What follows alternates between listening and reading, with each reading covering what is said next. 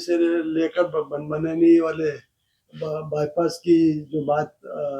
Railway द्वारा कही जा रही है, निश्चित रूप से उसे शहर के विकास के साथ साथ किसानों की जो कीमती जमीन जा रही है उससे एक चिंता की लहर हमारे क्षेत्र के नागरिकों में है। हम इस बात का विरोध करते हैं कि जो पुरानी रेलवे रूट है उस पे रतलाम से वो उमरनी तक रेलवे लाइन बन के आ गए, तो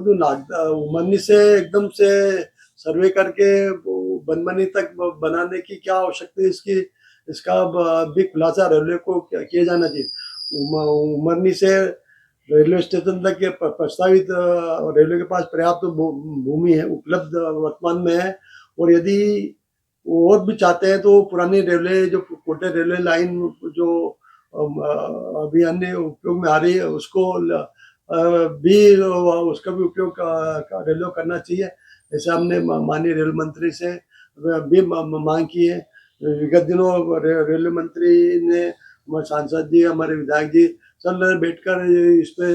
नागदा एक तीसरे बाईपास का विकल्प किया है, जो निश्चित रूप से आने वाले हमारे नागदा विकास के लिए एक रोड़ा सिद्ध होगा, क्योंकि अब वो नागदा दो शहरों में, दो हिस्सों में बटा है, एक तीसरे हिस्से में बटने की तैयारी हो रही है। जहाँ तक रेलवे का क्या उपयोग है उसका भी खुलासा रेलवे द्वारा नहीं किया गया है। यदि यदि जहाँ तक जो जानकारी आई है मुझे कि रेलवे की लागत नागदा रेलवे तक पहुँचने में ज़्यादा आ रही थी, उसको मद्देनजर रखते हुए ये बाईपास प्रस्तावित किया गया है, और ये रेलवे की मेट्रो टाइप इसको बना दिया जाए जिससे कम खर्चा हो। परंतु हमारा क्षेत्र के और शहर के उन्नति विकास के लिए यह अवरुद्ध सिद्ध होगा। जैसे पहले अब यहाँ क्षेत्र के किसानों ने सांसद जी से और अन्य भाजपा नेताओं से मांग करी थी कि भाटीसोरा और रोहतक का जो रेलवे प्रस्तावित उसको किसानों ने निरस्त करने की मांग करी, वो नहीं हो पाया। अब एक नागदा की एक सौगात और विकास के नाम पे मिल रही है, जिससे निश्चित से नागदा का विकास ही नागदा विकास अवरुद्ध होगा। हम माननीय रेलवे मंत्री से और रेलवे परिषद से मांग करते हैं कि जो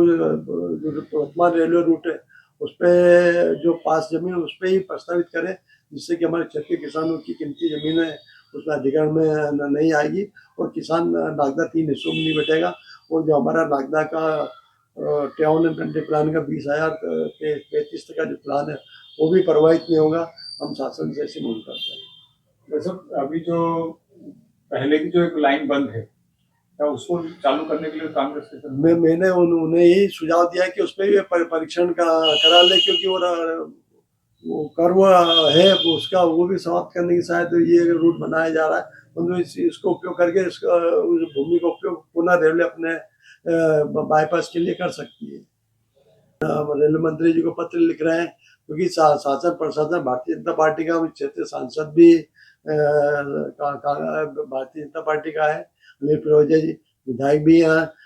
नगर पालिका भी है, नीचे से लेके ऊपर तक भारतीय जनता पार्टी की सरकार है। तो हम तो सिर्फ मांग कर सकते हैं और जनहित के मुद्दे उठाकर उनको आग्रह करते हैं, क्योंकि हमने देखा है कि किसानों ने सांसद जी को भी कई बात कही थी, परंतु बाटीसोरा रोहतक रेलवे लाइन के संबंध में उनकी मांग पूरी नहीं हुई। तो निश्चित रूप से हम रेलवे प्रशासन से आग्रह करते हैं कि इस योजना पर पूर्ण विचार करें और पुरानी रेलवे के समांतर ही इसका उपयोग करें। अभी मैं दिल्ली से आया तो मैं आज देखा समाचारों में कि इस प्रकार से योजना बन रही है, निश्चित से नागदा के हित में नहीं है। वो हम चाहते हैं कि नागदा का सर्वांगीण विकास हो, वो पुरानी जो रेलवे लाइन के समांतर ही ये उमरनी से नागदा है, और नागदा से यदि उनको लगता है तो पुरानी रेलवे लाइन को पुनः चालू करके इन किसानों के और नागदा के हित की रक्षा की जा सकती है। निश्चित रूप से वो सब डिस्टर्ब तो हो, पूरे सभी जो रूट है सब डिस्टर्ब तो होगा। जहाँ तक इस उज्जैन जावरा रोड की मांग है, हम लगातार हर विधानसभा में इस मांग को उठा रहे हैं। शासन प्रशासन उसको स्वीकृति की बात नहीं कर रहा है, परंतु मुख्यमंत्री जी ने ये कहा है। तो हमारा अभी आने वाले विधानसभा में कांग्रेस विधायक का यही प्रश्न है कि यदि ये रूट पूरा नहीं हो पाता है, आपका नया रूट नहीं बन पाता, तो वैकल्पिक तौर पे इस पे स्वीकृति देने की अनुमति देंगे। अभी आने वाले कांग्रेस के विधायक के माध्यम से हमने पुनः उठाया। हम तो लगातार इस बात की मांग कर रहे हैं कि इसको भी फोर लेन किया जाए।